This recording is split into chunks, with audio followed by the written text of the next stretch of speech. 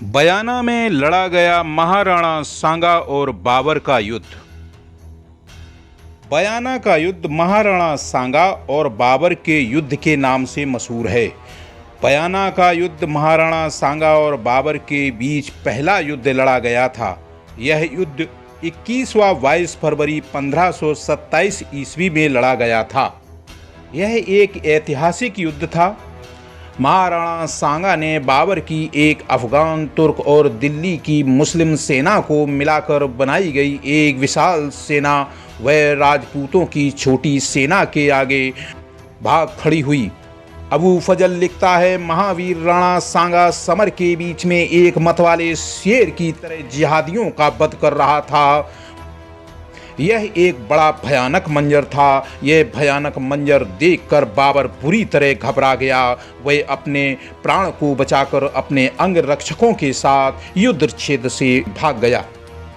1526 ईस्वी में पानीपत के मैदान में बाबर और इब्राहिम लोदी के मध्य सत्ता को लेकर एक भीषण युद्ध हुआ।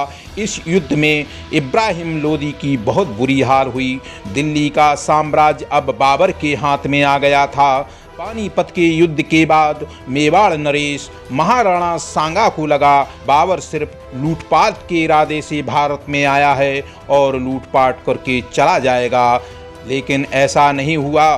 पानीपत के युद्ध में जीत से गदगद हुआ। बाबर ने भारत पर राज करने का इरादा बनाया और अपने ज्येष्ठ पुत्र हुमायूं को आगरा पर अधिकार करने के लिए सेना सहित भेज दिया। इस घटना के पश्चात महाराणा समझ गए कि बाबर के इरादे भारत पर अधिकार करने के हैं। यह उनको कतई मंजूर नहीं था। बाबर को सबक सिखाने के लिए महाराणा सांगा ने सेना सहित बयाना की तरफ रुख किया, क्योंकि उस समय बयाना पूर्वी राजस्थान के प्रवेश द्वार के रूप में जाना जाता था। मुगल आक्रांता लुटेरा बाबर ने अपने साम्राज्य के विस्तार के लिए आसपास के राजाओं और जागीरदारों को संदेश भिजवाया कि वे बाबर की अधीनता स्वीकार कर लें, अन्यथा उन्हें पराजित करके पद से हटा दिया जाएगा। इसी मद्देनजर बाबर ने बयाना, मेवात, धौलपुर, ग्वालियर और पापरी के किलेदारों को अधीनता स्वीकार करने के लिए संदेश भेजे। इब्राहिम लोदी की हार के बाद इन छोटे छोटे राजाओं को लगा कि अब उन्हें किसी की अधीनता स्वीकार करने की जरूरत नहीं है, इसलिए सभी स्वतंत्रता पूर्वक अपने राज्य का संचालन करने लगे थे। इस समय बयाना के किलेदार निजाम खान, जो मूल रूप से अफगानी था, निजाम खान ने बाबर की अधीनता स्वीकार कर ली।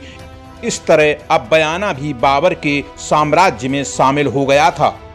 दूसरी तरफ हसन खां मेवाती, जो कि मेवात के सूबेदार थे, उन्होंने मुगल आक्रांता बाबर की अधीनता स्वीकार करने से स्पष्ट मना कर दिया।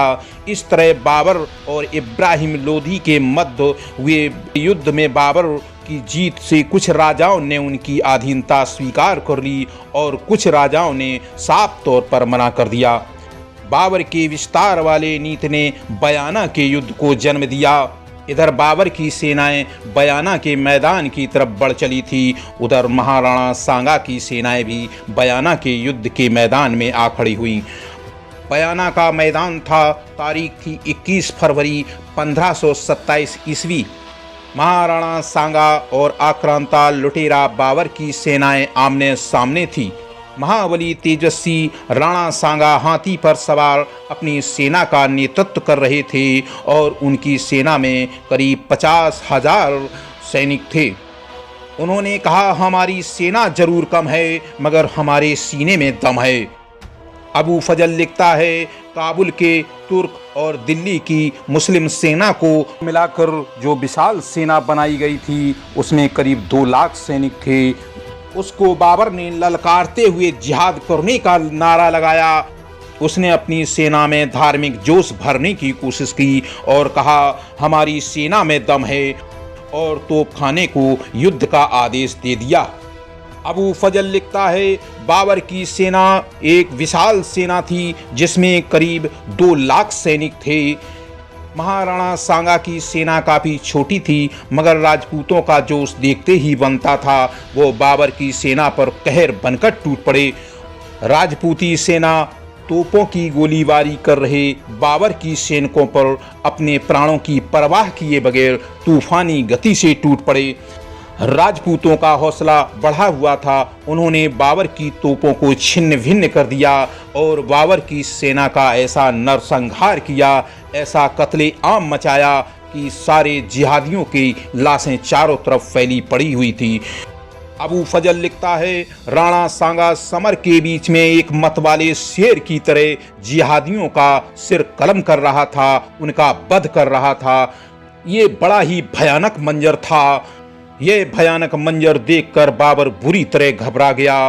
वह अपने अंगरक्षकों के साथ मैदान से भाग खड़ा हुआ।